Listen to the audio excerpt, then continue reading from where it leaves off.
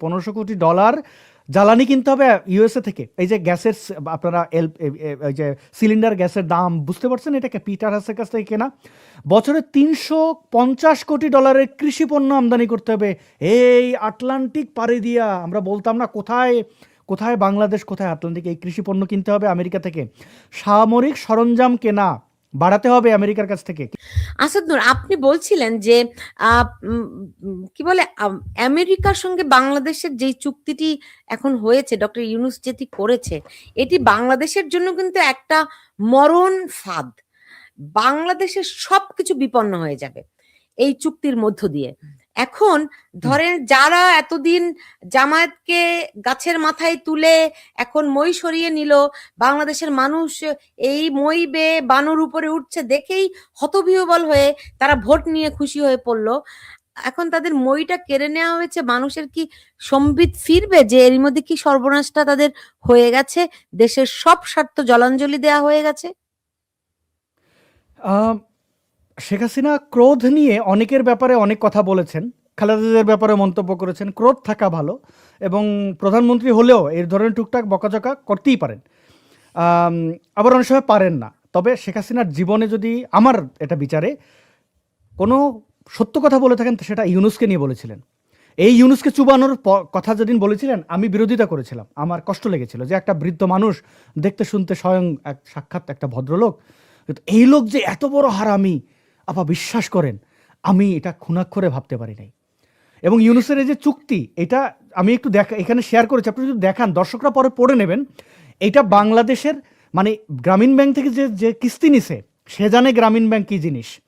আবার এই চুক্তি যদি একটু পড়েন, দেখেন 14টা বোয়িং উড়োজাহাজ কিনবে 15 বছরে, $1500 কোটি জ্বালানি কেনা, 1500 কোটি টাকা না, $1500 কোটি, $1500 কোটি। এটার সাথে 100 দিয়ে গুণ করেন, $1500 কোটি জ্বালানি কিনতে হবে ইউএসএ থেকে। এই যে গ্যাসের আপনারা এই যে সিলিন্ডার গ্যাসের দাম বুঝতে পারছেন, এটাকে পিটার হাসের কাছ থেকে কেনা।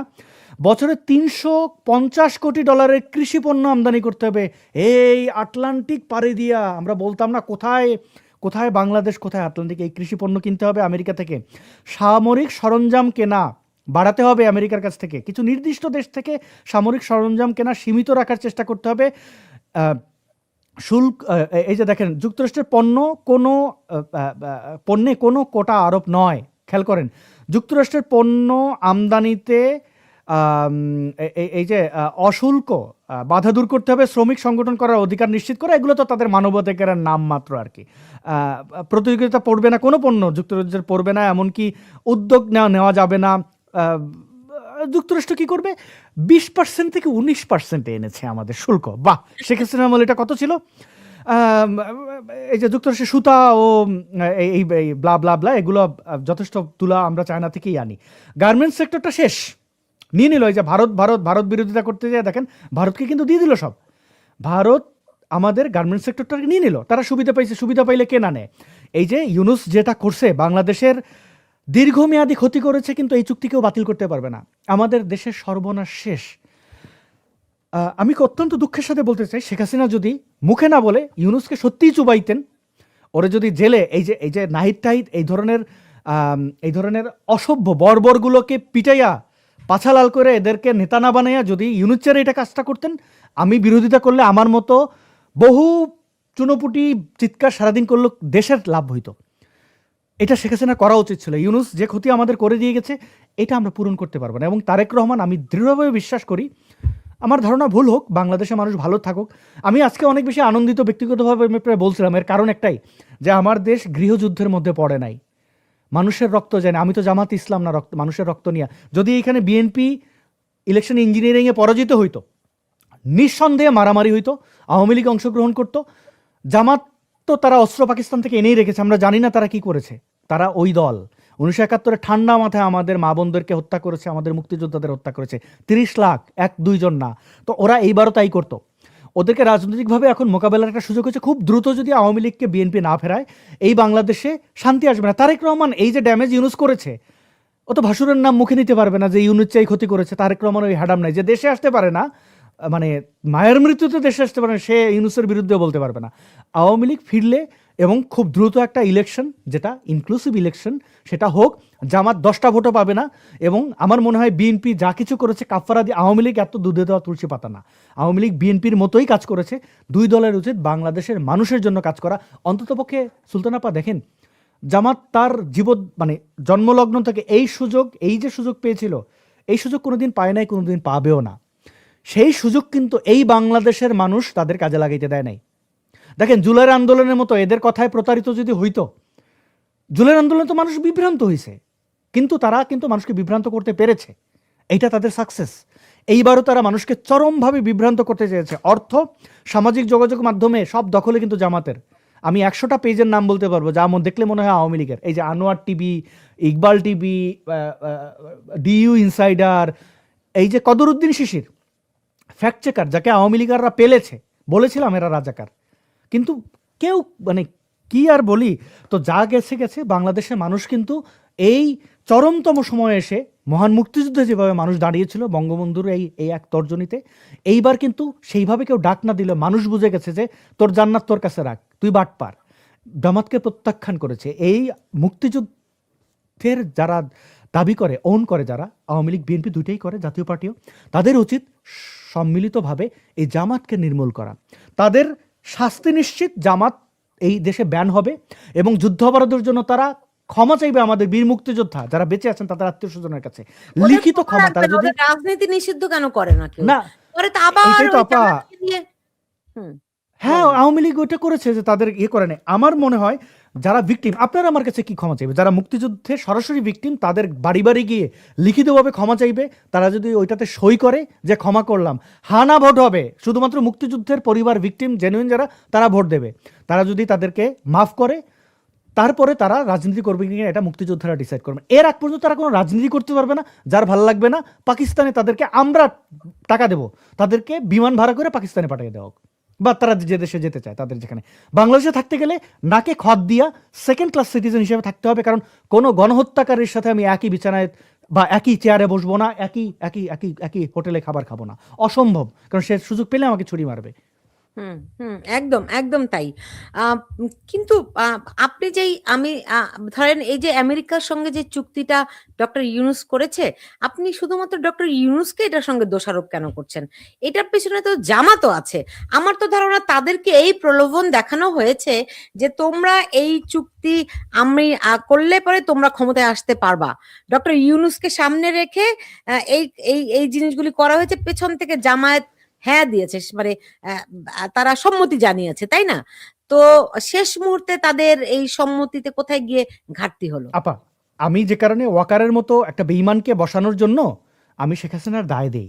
চুপ্পুর মতো একটা অপদার্থকে প্রেসিডেন্ট বানানোর জন্য আমি চুপ্পুর জায়গায় হলে, আমি ক্ষুদ্র মানুষ, মানে প্রেসিডেন্ট তো দূরের কথা, আমার যদি একটা কেউ মেম্বার, এলাকার মেম্বার হয় না, মেম্বারের পদও যদি আমাকে দেয় যে ভাই তুমি প্লিজ, তুমি ছাড়া এটা হবে না, থাকো 2 দিনের জন্য, আমি যদি না পারি, আমি ওখান থেকে বলবো ভাই মাপ চাই, দোয়া চাই, আমি এই জিনিসে নাই। চুপ্পু প্রেসিডেন্ট, সে পদত্যাগ করলে কার ঘাড়ে কয়টা মাথা যে তারা রাখবে? সে ওইখানে থেকেই কাজটা করতেছে কেন? ইউনুস, সে এই তো বিভিন্ন জায়গায় ঘুরতেছে, যে বললেই হয় ভাই আমি আর আসবো না বাংলাদেশে, তোমরা তোমরা জালিয়াতি, আমার দিয়ে জামাত এটা করাইতেছে, হয়ে যায়। তো ও তো এটা করেছে, ও তো প্রধান, তো দায় তো ওরই হবে। পেছনে কে করলো? জামাত তো সারা জীবন এই এই বিএনপির মাথায় কাঁঠাল ভেঙে খেয়েছে। ইউনুস এত ভালো, আপনার কেন কেন মনে হইতেছে ইউনুস একদম দুধে দেওয়া শিশু, কিছু জানে না? শুনেছেন আপনি শেখ হাসিনার কথা বলছিলেন না, যে শেখ হাসিনা কেন তাকে পদ্মার পানিতে চুবাইলো না? হ্যাঁ, আমি হুম, শুনেছি হুম। শেখ হাসিনা এমনও বলছেন যে ইউনুস যে খারাপ তিনি জানতেন, তিনি বুঝতেন, কিন্তু এতটা খারাপ এটা তিনিও কল্পনা করতে পারেন নাই। এটা আমি শুনেছি। জি, ঠিকই শুনেছেন। এটা এটা তো আসলে এখন আমরা তো সাধারণ মানুষ, নাগরিক। উনি তো প্রধানমন্ত্রী ছিলেন এবং শেখ হাসিনা কিন্তু যেন-তেন প্রধানমন্ত্রী না। শেখ হাসিনার মতো চৌকুশ রাজনীতিবিদ, আমি মনে করি ওনার মতো যদি আমার পরিবারের সাথে হইতো, আমি তো রাজনীতি করতেই পারতাম না, আমার ওই সাহসী হইতো না, ওই এনার্জি পাইতাম না। হ্যাঁ, উনি এত সব কিছু হারিয়ে, ওই জায়গায় আমার মারাত্মক ওনার প্রতি রেসপেক্ট আছে। অনেকগুলো জায়গায় রাগ হয়, তারপরে এই জায়গায় গিয়ে আমি দাঁড়াই যে না, এই জায়গাটাতে তার তো তিনি যে সাহস রেখেছেন, তার যে শক্ত চিত্ত, সেখানে দাঁড়িয়ে ওনার এই ব্যবস্থাটা ইউনূসের ব্যাপারে নেওয়া উচিত ছিল। একইভাবে এই গাদ্দার যেগুলো ওয়াকার, চুপ্পু টুপ্পু, ওবায়দুল কাদেরের মতো অসভ্য বর্বর পলক, যাদের এই উনি আসলে আমলার মধ্যে ডুবে গেছিলেন। শেখ হাসিনার উচিত ছিল যখন এই আমলার মধ্যে না ডুবে ক্ষমতাটা আসলে মানে বিএনপিকে একটা মানে মোটামুটি ফেয়ার ইলেকশন হলে বিএনপি জিততে পারতো না। এটা 2019-ও পারতো না, 24-ও না, পারতো না। তাদের ওই ক্ষমতা ছিল না। তাদেরকে রাখা উচিত ছিল। জামাতকে নিশ্চিহ্ন করছেন আপনি, বিএনপিকে নিশ্চিহ্ন, আপনি কে সব নিশ্চিহ্ন করে ফেলছেন। এটা কেমনে হয়? প্রকৃতি কখনো শূন্যস্থান পূরণ করে না। আপনি বিএনপিকে নিশ্চিহ্ন করেছেন, জামাত ঢুকেছে। জামাতকে প্রকৃতি সবসময় কাগজে নিশ্চিহ্ন করেছেন, সার্জিসরা ঢুকেছে। আমার বঙ্গবন্ধু, আমার বঙ্গবন্ধু, আমার জয় বাংলা, তারা কিন্তু মাসুদ টাসুদ সব ঢুকেছে, এইভাবে ঢুকেছে। তো এই জায়গাটা ওরা পেতো না যদি ছাত্রলীগের পোলাপান, এই যে যুবলীগের যারা বলে আমাকে যে আমরা কি মারামারি করবো ভাই, ট্রেনিংই তো নাই, 10 বছর ধরে তো প্রতিদ্বন্দ্বী নেই, নিজেদের মধ্যে মারামারি করে কুল পাই না। তো আমি আর ডামি এগুলা করলেন কেন শেখ হাসিনা? হুম, হুম, ভুল হুম। তো ছিল। না সেটাই, ওখান থেকে নিশ্চয়ই আওয়ামী লীগের একটা শিক্ষা হবে, বিএনপিও এই দফায় থেকে শিখবে। কারণ যেইভাবে করে বিএনপি কেও অপদস্থ করেছে, আশা করি তাদেরও একটা বড় ধরনের শিক্ষা হবে। কিন্তু আপনার কি মনে হয় যে মানে জামায়াত এই যে পরাজিত হচ্ছে, মানে ক্ষমতা এত কাছে এসেও ক্ষমতাটি পেল না, আহ, এটি এটি তারা কিভাবে নেবে? তারা কি দাঙ্গা হাঙ্গামা করবে নাকি? তারা বরাবর বাংলাদেশের মানুষকে গালাগালি করবে, প্রচুর টাকা তো ঢেলেছে। এখন গালাগালিটা দুঃখের বিষয় হচ্ছে ঘরের ভেতরে বসে গালাগালিটা করবে। দুমাইয়ে সবাই গালাগালি করতেছে, তোরা বেঈমান, টাকা খেয়েছিস, ভোট দেশ নাই, ইসলামের তোদের আল্লাহ খোদার ভয় নাই, জান্নাতে এত সহজে টিকিট দিলাম, এত সস্তায় টিকিট কোনোদিন বিক্রি করি নাই, এখন করলাম, তোরা নিলি না। হ্যাঁ, তো এগুলো তো তাদের অনেক কষ্ট, কিন্তু হ্যাঁ, তাদের সামনে অনেক খারাপ আছে, এটা আমি নিশ্চিত। আমরা কিরকম? এটা দেখে যাব। তাদের কিরকম? তাদের সামনে তারা যা কিছু এই এই এই আপনি কি 1.5 বছর এই যা কিছু করেছে জামাত, আপনি কি মনে করেন, আমরা একটা প্রবাদ আছে, দেয়ালেরও কান আছে। হ্যাঁ, মানুষের কান, চোখ, নাক, ইন্দ্রিয়, কারো কারো ষষ্ঠ ইন্দ্রিয় জাগ্রত। এবং বিএনপির সাথে যা করেছে, দেখেন, আপনি শুধু এক পাটোয়ারির কথা চিন্তা করেন, কত বড় বেয়াদব। মানে মির্জা আব্বাসরা, দেখেন, রাজনীতিতে শিষ্টাচার ছিল, পারস্পরিক শ্রদ্ধাবোধ ছিল। আপনি সুরঞ্জিত সেনগুপ্তের রাজনীতি দেখেন, যখন মানে মানুষ ওই সময় রাজনীতিবিদদের না পারলে চোর বানাতো, বিভিন্নভাবে কালিমা দিত, কিন্তু এইভাবে ছ্যাঁচড়ামি করে নাই। ওরা এই এনসিপির গুন্ডাগুলা এমন কিছু নাই যে তারা এই কয়টা দিনে করে নাই। তো ইট মারলে পাটকেল তো খেতেই হবে, এটার সুদে আসলে ওরা ফেরত পাবে জামাত। কিন্তু আসাদ নূর, আমি তো দেখেছি যে যেই মব গুলো করেছে এগুলো বেশিরভাগই বিএনপির লোকেরা করেছে। এখন দেখেন, বিএনপির লোকরা করবে না কেন? বিএনপি তো এইটাই, মানে আচ্ছা, বিএনপি কোন কালে চাঁদাবাজি করেন আপনি বলেন তো? মবগিরি, মব তো এখন একটা ট্রেন্ড। এখন ওরা দেখলো যে ঠিক আছে, ফ্রিতে, এটা হচ্ছে যে ইউনুস মানে ওই সুদে আর কি, মানে ফ্রিতে পাইতেছে। আচ্ছা আপনি বলেন তো, ইউনুস এই 1.5 বছর দীর্ঘায়িত করলে করে সে কি সংস্কারটা করছে যে তার 1.5 বছর সে ক্ষমতা দখল করে 1 মাসের মধ্যে নির্বাচন দিতে পারতো না? শেখ হাসিনা সরকারের পতন পরবর্তী এই যে 1.5 বছরটা সে খাইলো, কি করছে সে বলেন? কি করেছে? এই যে একটা আমেরিকা পদ্মা সেতু বানাইছে। করেছে, তো জামায়াতকে সে ক্ষমতায় দেওয়ার নীল নকশা করেছিল। শোনেন, নারী বিদ্বেষে একটা কথা আছে, এই তো ভাতার ধরলি এত রাত করলি, মানে তুই তো দিলি তো এত রাত করলি কেন? আগে দিয়ে তুই চলে যেতি। তাহলে তো মানে এখন খোলা মাঠে আপা বাংলাদেশের মানুষ, মানে বলে না যে মিম্বরে দাঁড়াইলেও ইমাম, মিম্বর থেকে বাইরেলেও আগে জুতা চুরি করে। মানে এখানে সুযোগ পাইলে অসৎ হয় না এমন মানুষ খুব কম আপা। তো এই যে চুরি বাটপারি ছিনতাই এগুলো করেছে, তো করেছে যারা বিএনপি জামাত যারা। এখন দেখেন, আমার মনে হয় কি, যা তো গেছে গেছে, জামাতের সাথে জামাত বিএনপিরও মায়ের খাবে, আওয়ামী লীগের তো খাবে, এটা তো কোনো কথা নেই। আপনি কি বিলিভ করেন? আমি মনে করি না বাংলাদেশে এমন কোনো বিএনপি আছে যার মাথায় একটু বুদ্ধি আছে, ওই আল্লামা লীগের মতো, আল্লামা বিএনপি ছাড়া আর কি, যে জামাতরে যদি আওয়ামী লীগ পিটাইতেছে, বিএনপির একজন দেখতেছে, ওকে তারা ছাড়াইতে যাবে? ও পারলে ফাঁকে নিচে 2টা লাথি মেরে আসবে। আমি তো শুনছি জামাতের আসলে 2 দিক আওয়ামী থেকে লীগের মার খাবে। লোকেরা খুব ভয় পাচ্ছে এখন, তারা বলছে যে বিএনপি তাদের উপর এখন অনেক অত্যাচার বাড়িয়ে দেবে। বিএনপির রাজনৈতিক ওই ক্ষমতা নাই, আমি এটা মনে করি না। বিএনপির রাজনৈতিকভাবে ওই রকম ওই দূরদর্শিতা নাই। দেখেন, জনস্রোত কখনো থামানো যায় না। ইউনুস পেরেছিল, তার অনেকগুলো ব্যানার ছিল। ব্যানার কি? যে আওয়ামী লীগ ফিরে আসলে আমাদের আমাদের আমাদের জুলাই যোদ্ধাদেরকে মেরে ফেলবে। ওই পিয়ালরা তো পিনাকির মায়ের ধর্ষণ করতে চাইছে, এগুলো দিয়ে তো আন্তর্জাতিকভাবে সিল দিয়ে দিয়েছে যে হ্যাঁ সত্য আওয়ামী লীগে এরকম অসভ্য লোক আছে, ধর্ষণ করতে চায় একটা বৃদ্ধ মানুষকে, মানে এরকম লোক। কিন্তু ইউনুসের সামনে একটা ব্যানার ছিল, ইউনুসের কাছে পকেটে অনেক মানবাধিকারগুলো কেনা ছিল, তারা কিন্তু কোনো কথা বলে নাই। এই যে একের পর এক ঠান্ডা মাথায় খুন, এই যে মপ করে হত্যা, গোপালগঞ্জ গণহত্যা, আমি কয়টা বলবো আপা, রাত শেষ হয়ে যাবে। এইগুলো ইউনুসের ব্যানারে এগুলো টিকে গেছে, বিএনপি এটা পারবে না। বিএনপি কোটা মানে ইলেক্টেড গভর্নমেন্ট, তারা একটা করলে 3টা দোষ তাদের উপর পড়বে। হুম।